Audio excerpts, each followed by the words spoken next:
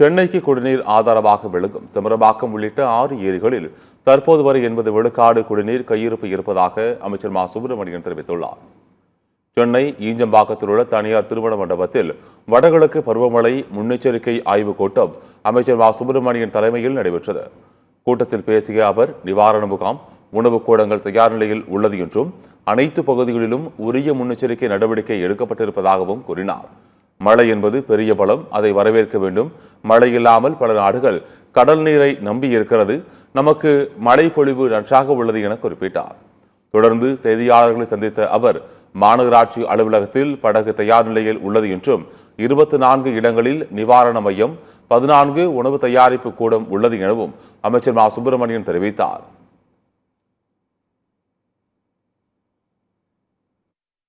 சென்னைக்கு இப்பொழுது குடிநீர் ஆதாரமாக இருந்து கொண்டிருக்கின்ற நீர்நிலைகள் 6: பூண்டி ஏரி, ரெட்டில்ஸ் ஏரி, சோழவரம் ஏரி, செம்பரம்பாக்கம் ஏரி, கண்ணன்கோட்டை, தேர்வாயம் கண்டிகை, வீராணம் ஆகிய இடங்களில் இருந்து சென்னைக்கு குடிநீர் வரத்து என்பது இருந்து கொண்டிருக்கிறது.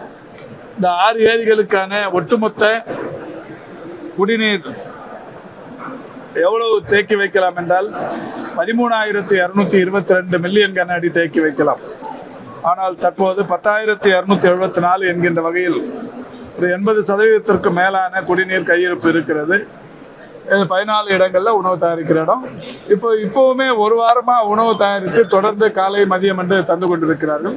தேவைக்கேற்ப எல்லா இடங்களிலும் உணவு கொடுப்பதற்குரிய நடவடிக்கைகள் எடுக்கப்படுகிறது.